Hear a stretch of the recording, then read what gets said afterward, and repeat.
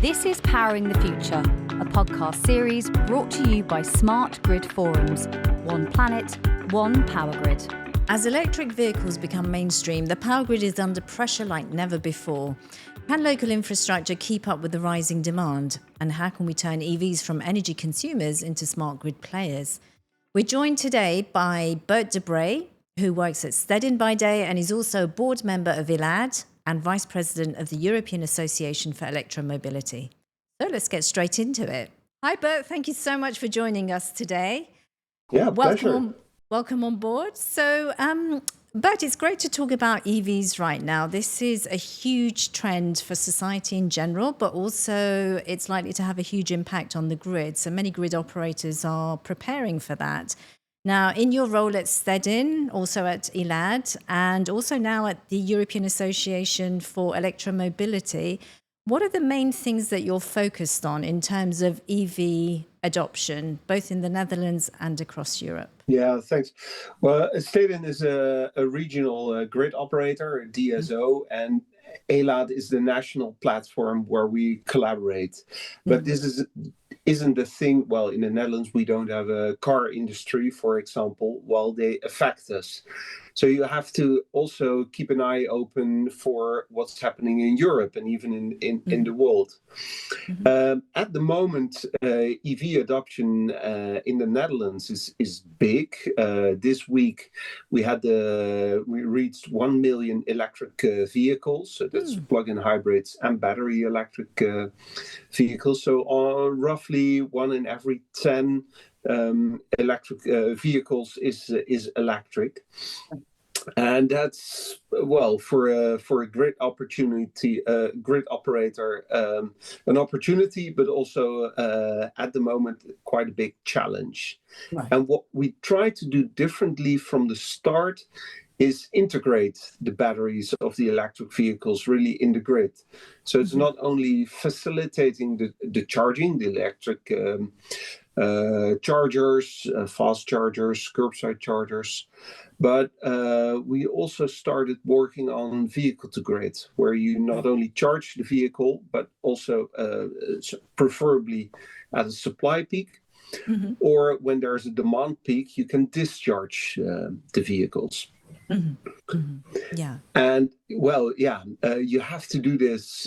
As mentioned, we don't have our own car industry, so you have to find partners. You have to find innovative car manufacturers abroad, such as Polestar, Renault, but also in other continents, Hyundai and Kia, who are willing to not only develop that electrical vehicle, the clean mobility solution, but also an added value to the grid. And then the real challenge comes in. All different grid operators have different grid codes. So that's where a little bit of European collaboration also is needed. Right. Okay. Yeah, the Netherlands has been ahead of the game in terms of electric vehicle adoption, haven't you? But then we can also see that congestion is a huge issue for the grid in the Netherlands. How are grid operators working to overcome this issue? And what are the expectations for the medium to long term in terms of the impact of EVs on the grid?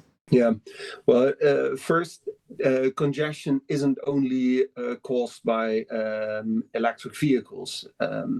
And electric vehicles are quite flexible in their demand.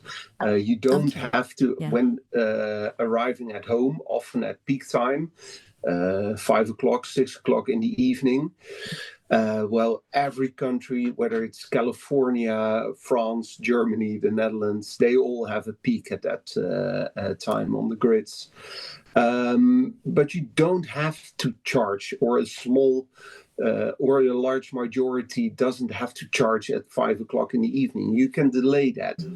So normal charging is a source of flexibility for grid operators. So that's a good thing. It's also a flexibility source, for example, for supply peaks when it's very windy or when it's very sunny.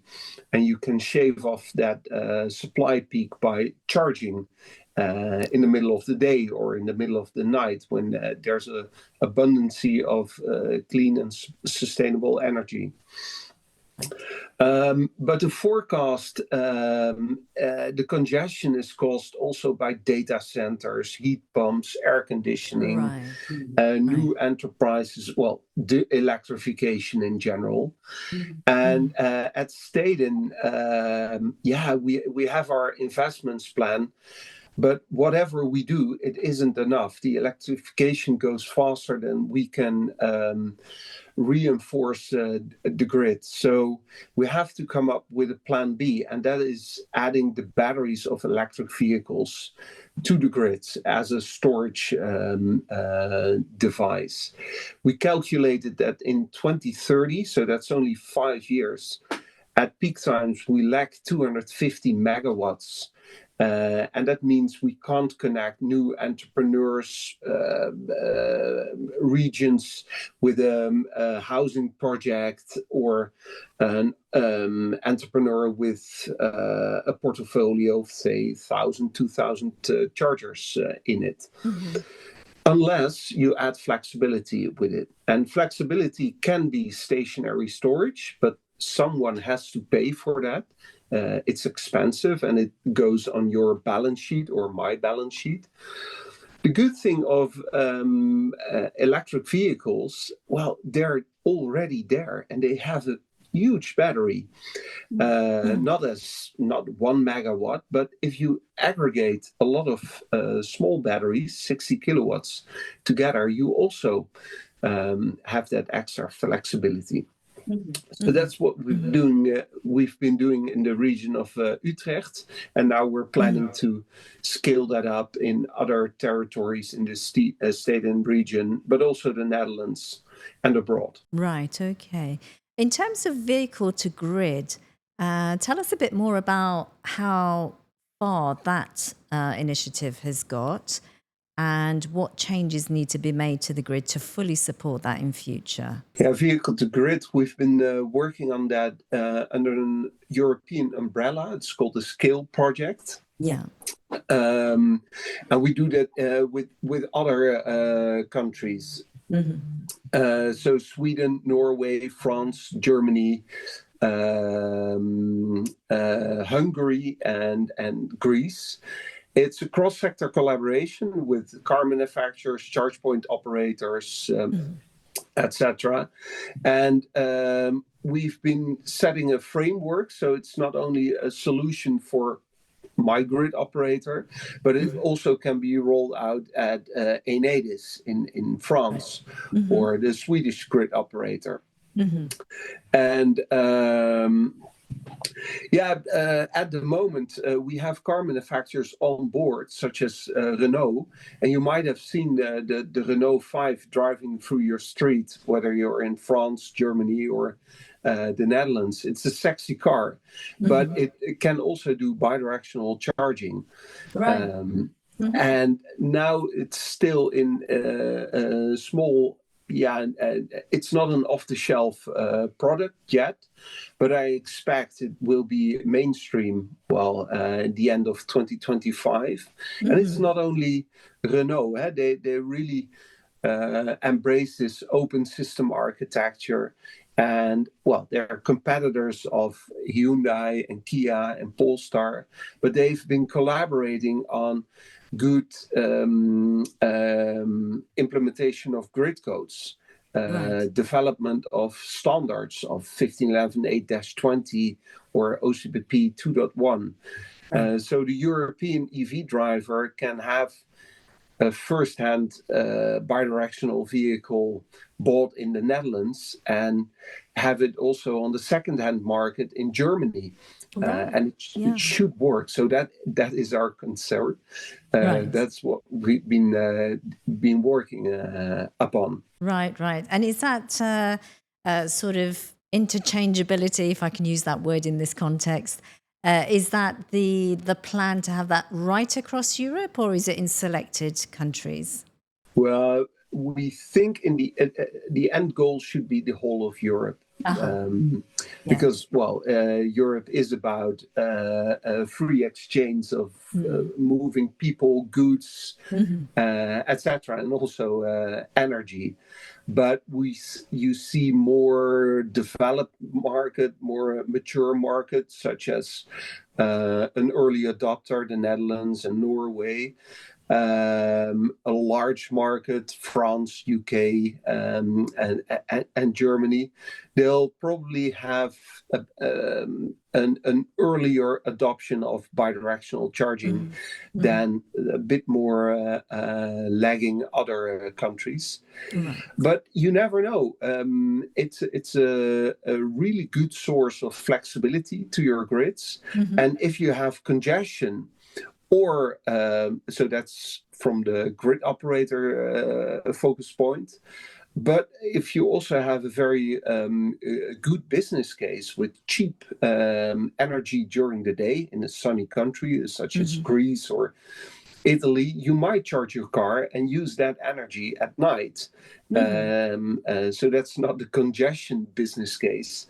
It's just your household business case. Right. Okay, fantastic.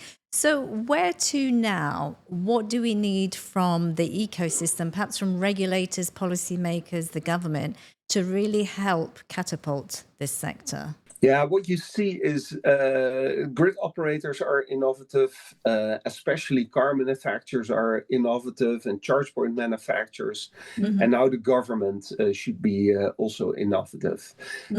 We have energy laws, sometimes 50 or multiple years old. And in that time, you didn't have vehicles that provided electrical energy to your system. So that's not a big point, but the European Commission should be fast in standardizing a framework that facilitates this, not just for the state and region or the Netherlands or Norway, but all over Europe. And that's exactly what Europe can do. They can mandate standards, so it's not only interoperable throughout Europe, but it's also consumer protection on quality standards, for example, cybersecurity. So that's where Europe comes into play at the moment. Right. Okay. Fantastic. Well, Bert, thank you so much for your insights today. And we look forward to having you back at SGT 26 in Paris to give us an update on the initiatives you're working on, and also to engage the wider community in support of, the electric vehicle industry. Thank you so much. Have a good day. Looking forward to that. Cheers. Thank you. Bye-bye. Join us again next week as we unpack another big topic shaping the future of the power grid. Don't forget to subscribe to our YouTube channel, Smart Grid Forums, and follow us on LinkedIn. Until then, thanks for watching and listening. This is Powering the Future, a podcast series brought to you by Smart Grid Forums. One planet, one power grid.